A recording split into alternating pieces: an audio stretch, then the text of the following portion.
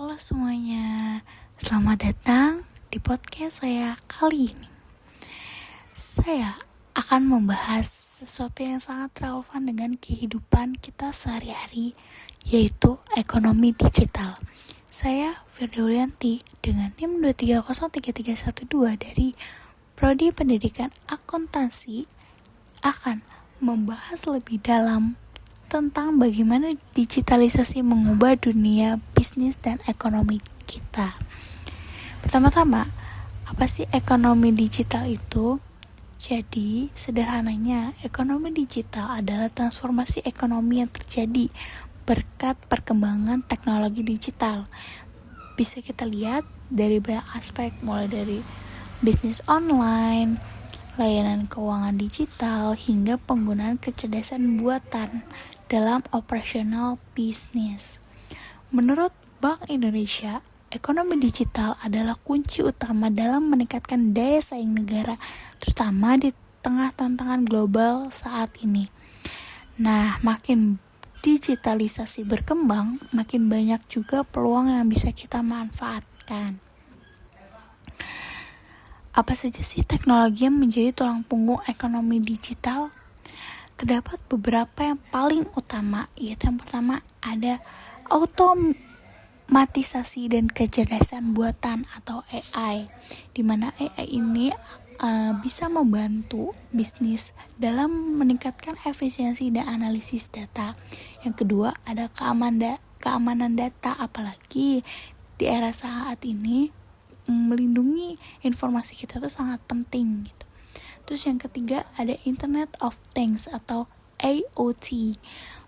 IoT ini menghubungkan berbagai perangkat agar lebih efisien. Yang keempat ada akses cloud, di mana akses cloud ini memungkinkan penyimpanan data yang lebih fleksibel dan mudah diakses di mana saja dan dari mana saja. Teknologi ini tidak hanya mempercepat proses bisnis, tetapi juga membuka banyak peluang baru untuk inovasi. Kalau kita bicara soal manfaat, ekonomi digital ini benar-benar membawa dampak besar, baik bagi bisnis maupun masyarakat.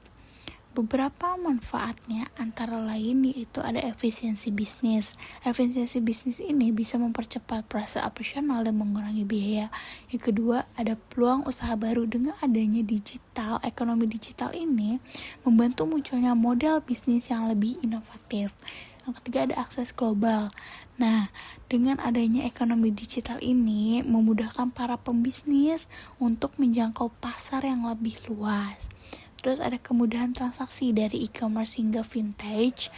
Semua jadi lebih simpel dan cepat. Coba bayangkan, dulu kalau mau belanja harus ke toko, tapi sekarang cukup dengan smartphone kalian bisa beli apa saja dalam hitungan menit.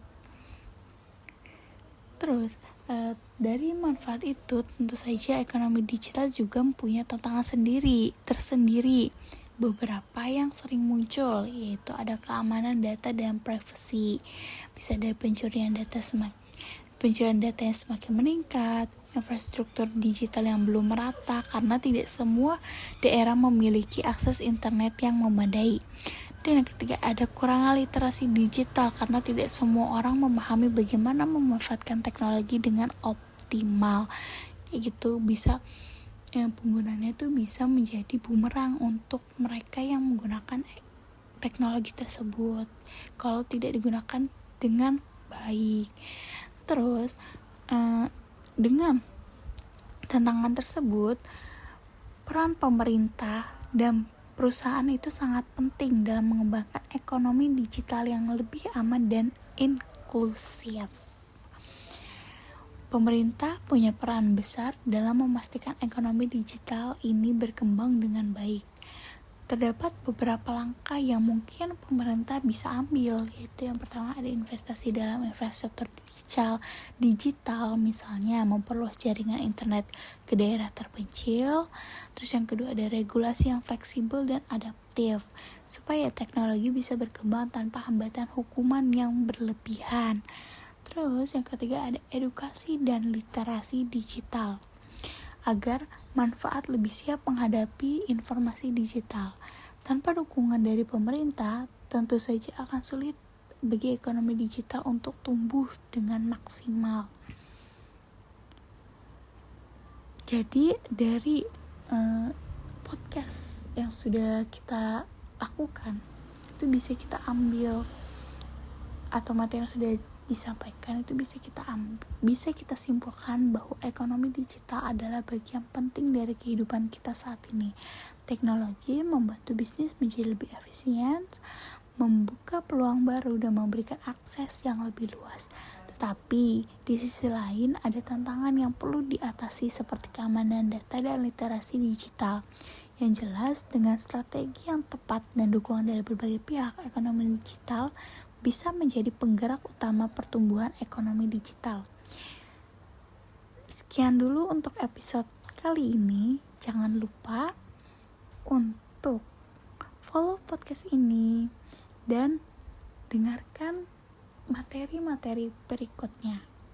Sampai jumpa di episode berikutnya. Wassalamualaikum warahmatullahi wabarakatuh.